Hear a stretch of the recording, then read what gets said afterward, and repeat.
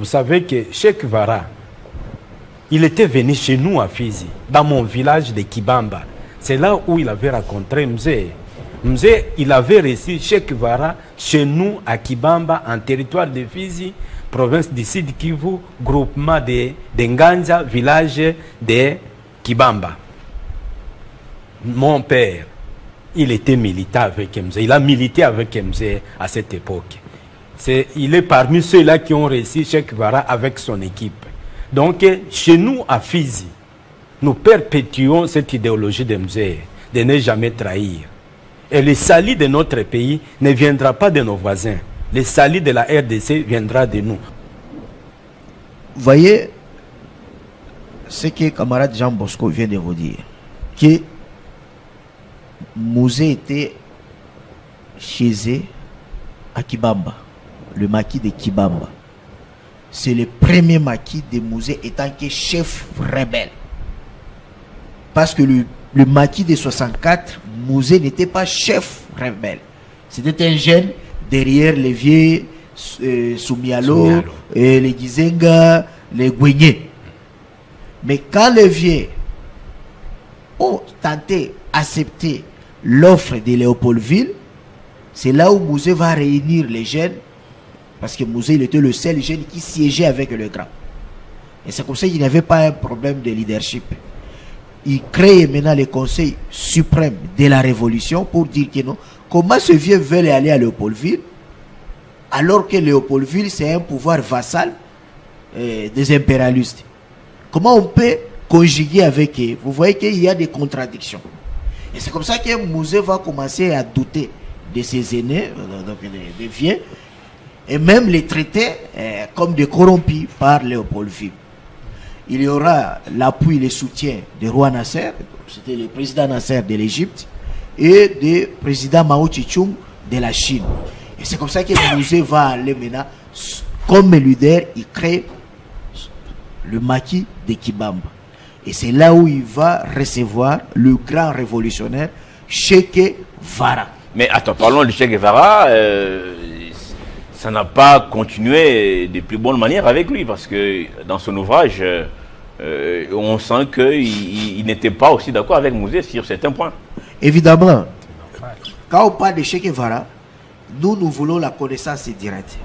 Comme il vous dit, moi j'ai mes grands-pères, mes oncles, qui étaient aussi au maquis avec Mzee, avec Che Guevara.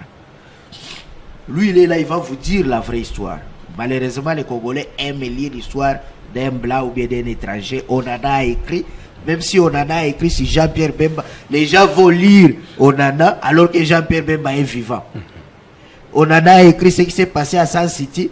Nos journalistes qui étaient à San City, ils commencent à lire le Onana.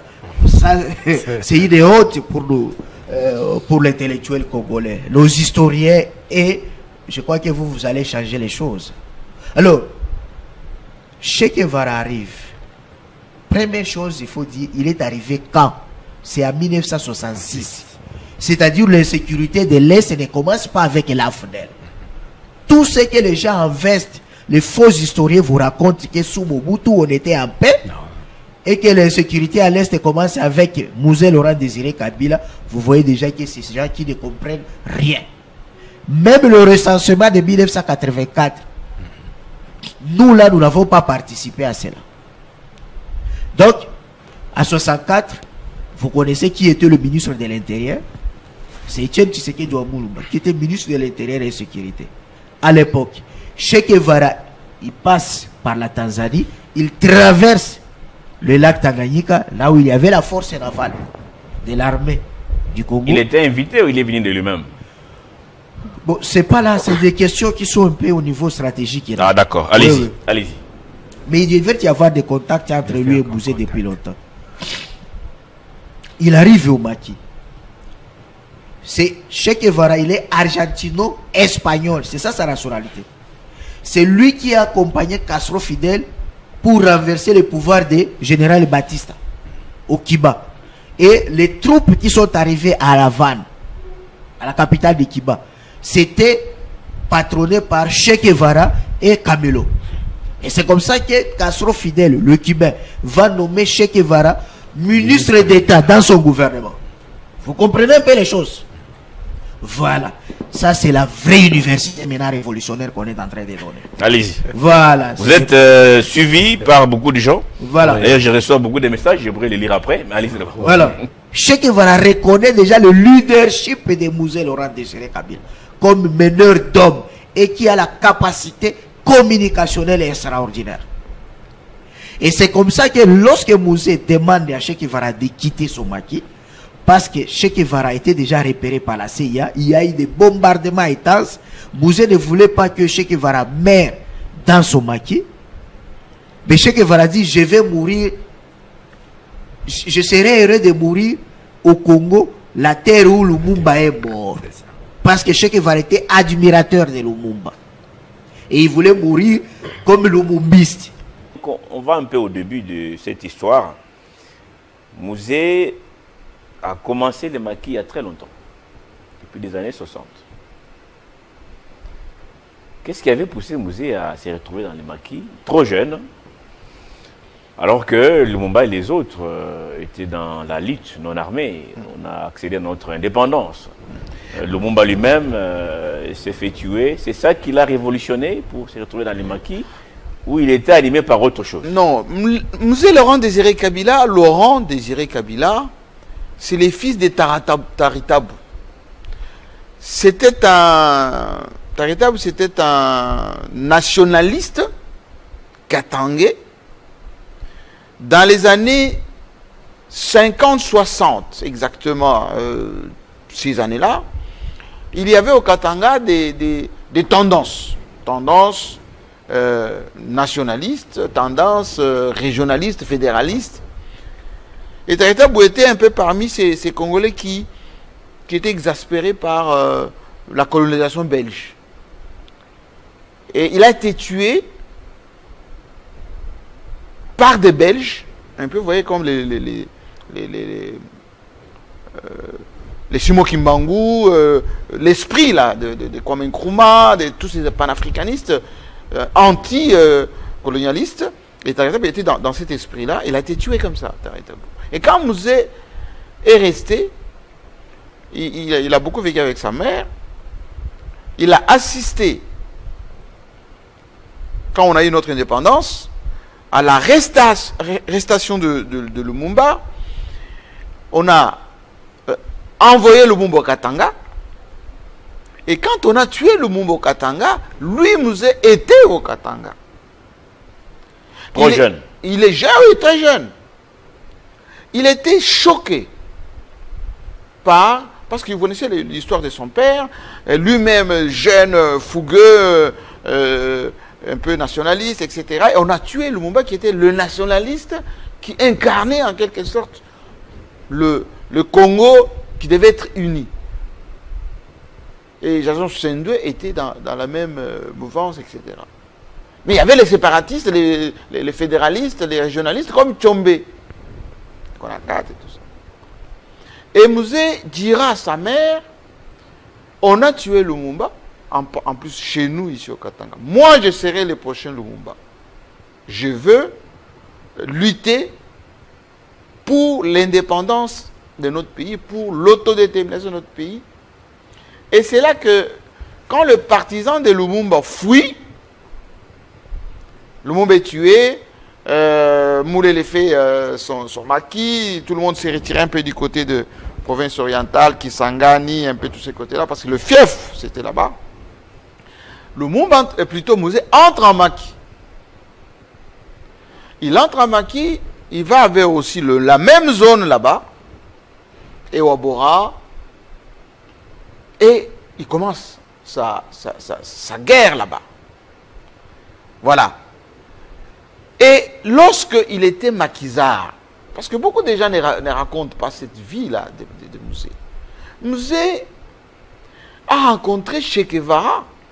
Qui est venu, qui s'est déplacé. Oui, parce que Che Guevara, aux Zaïre de l'époque. Quand ça n'a pas fonctionné, Che Guevara et Fidel Castro et tous ces gens qui étaient contre les Américains là-bas, Che Guevara a quitté l'Amérique du Sud.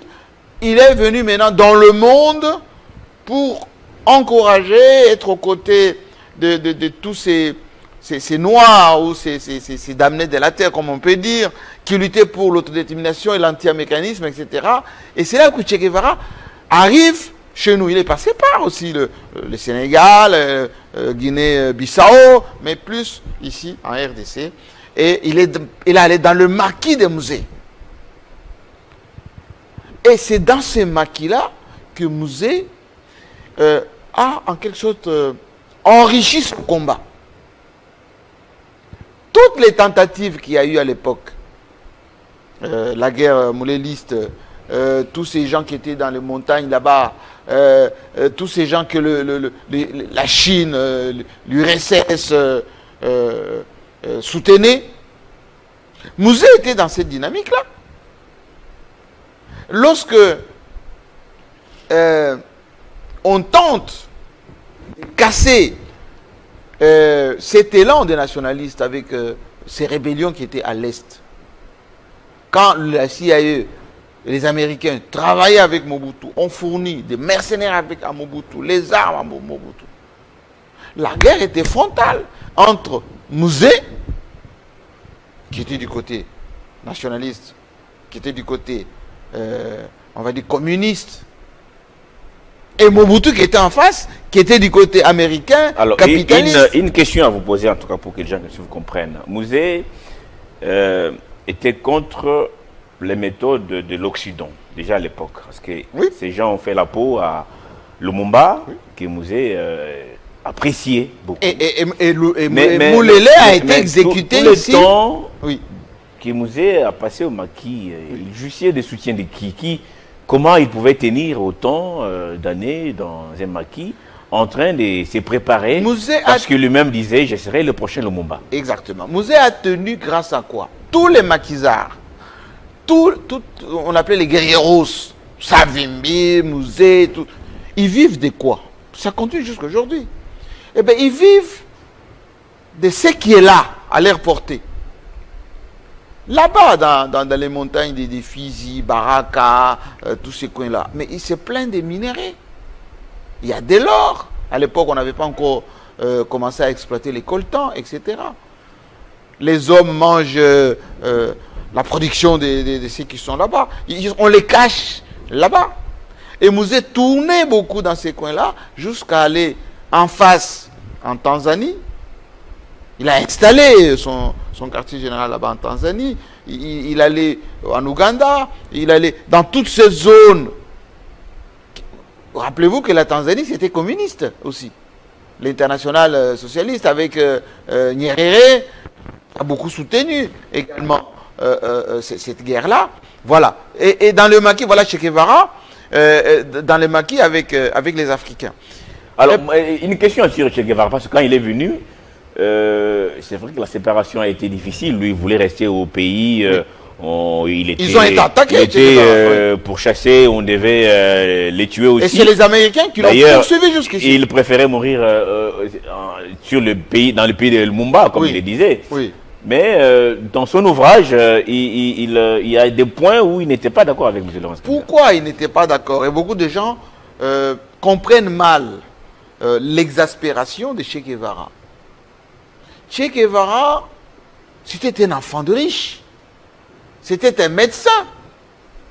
Che Guevara faisait la rébellion, l'antiaméricanisme par principe. Et donc, quand il trouvait un guerrieros, un combattant, stratège, qui joue avec l'ennemi à la manière de Sun Tzu, parce que Sun Tzu, pour ceux qui connaissent, c'est un stratège qui dit que pour gagner une guerre, il faut user de l'intelligence. Un lion est valable que vivant. Un héros est valable que vivant. Quand un héros est mort, il est mort. Eh bien, pour perdurer, il faut de l'intelligence et de la stratégie. Quand Che Guevara tombait sur quelqu'un qui jouait d'une manière intelligente avec le combat, il était découragé, pour ne pas dire exaspéré. C'est ça qui était à la base de sa séparation avec Fidel Castro. Parce que Fidel Castro, regardez, il est mort de sa belle mort. Il n'a pas été tué par les Américains, malgré que Cuba a été sous pression, sous sanctions. il n'est jamais mort. Fidel Castro, il est mort de la mort, enfin de la maladie. Mais Che Guevara a été exécuté. Moins de 35 ans. Et donc, quand Che Guevara arrive ici, il tombe sur Mouzé. Et Mouzé, il faisait des techniques de maquis, des guerres d'usure intelligentes, un peu comme son fils, avec beaucoup de tact, etc. Che Guevara voulait en finir à tout prix. Il voulait gagner la guerre à tout prix contre les Américains, contre la CIA. Et parfois, il trouvait les méthodes de Mouzé de camouflage. Parfois, on ne fait plus la guerre, on arrête un peu, on attend. Non, il dit non, ce monsieur-là, il n'est pas très sérieux. Il aime ceci. Non, dans la guerre, il ne faut jamais dévoiler toutes ses armes, toute sa technicité. C'est la signification de la foi de Che Guevara. Voilà. Ah, d'accord. Et pour preuve, quand il est parti ici, énervé, Che Guevara, il est reparti de l'autre côté, il a usé de la même méthode, il a été identifié, tué par les Américains.